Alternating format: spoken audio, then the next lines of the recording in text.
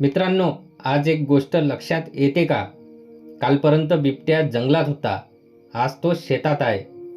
आज गावात आहे, उद्या घराजवळ राहील. आणि प्रत्येक गावात एकच चर्चा, अचानक इतके बिबटे कुठून आले? पण सत्य ऐकून तुम्हाला धक्का बसेल. बिबटे अचानक वाढलेले नाही आहे, ते नेहमीच आपल्या आजूबाजूला होते आणि एवढेच होते.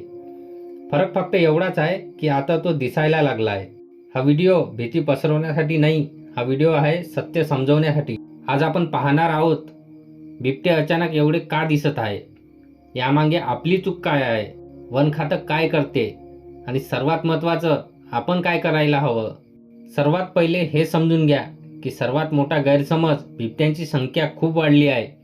पण सत्य असं आहे, बिबट्यांची संख्या हळूहळू वाढली, अचानक नाही. 20-30 वर्षापासून गावाच्या आसपासच बिबटे होते. तर पहिले फरक काय होता?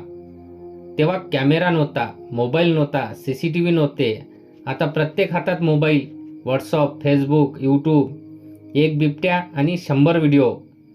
म्हणजे बिबटे नाही, त्यांचे व्हिडिओज वाढले. जंगल कमी झाले.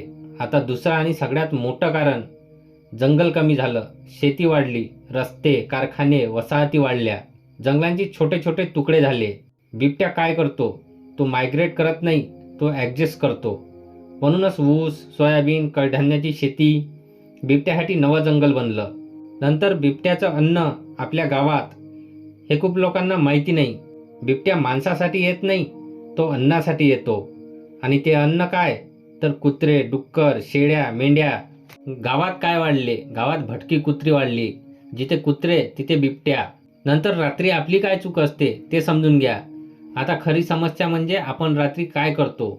एकटे शेतात जातो, मोबाईल पाहत चालतो, टॉर्च वापरत नाही, शांत चालतो.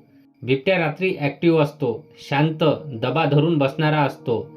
म्हणजे आपल्या दोघांची वेळ एकच, टक्कर तर होणारच.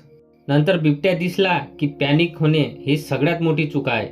बिबट्या दिसला की आरडाओरड करणे. लोक काय करतात? पळतात, दगड मारतात, पाठ फिरवतात, मोबाईल काढतात. शांत बिबट्यालाही अटॅक करायला भाग पाडतात. पण मग या सगळ्यामध्ये वन खातं काय करते? लोक म्हणतात वन खातं काही करत नाही. पण सत्य असं आहे की ते camera trap, night patrolling, awareness meeting, गरज असेल तर ट्रॅप लावणे, हे सगळं वन खातं करत असते. पण लक्षात ठेवा, पकडणं हा शेवटचा पर्याय आहे. कारण पकडलेला बिबट्या जास्त धोकादायक होऊ शकतो. मग बिबट्या माणसावर कधी हल्ला करतो? जर तुम्ही पळालात, वाकलेले असल्यास, एकटे असल्यास, पाठ फिरवली तर. 90% हल्ले हे मानवी चुकांमुळेच होतात. मग आपण काय करायला हवं? तर रात्री एकटे जाऊ नका, टॉर्च वापरा, गटात जा, म्हणजे ग्रुप बनवून जा.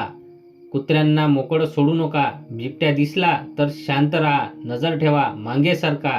आणि सर्वात महत्त्वाची गोष्ट, पहिले वन खात्याशी संपर्क साधा. मित्रांनो, बिबट्या शत्रू नाही, तो परिस्थितीचा बळी आहे.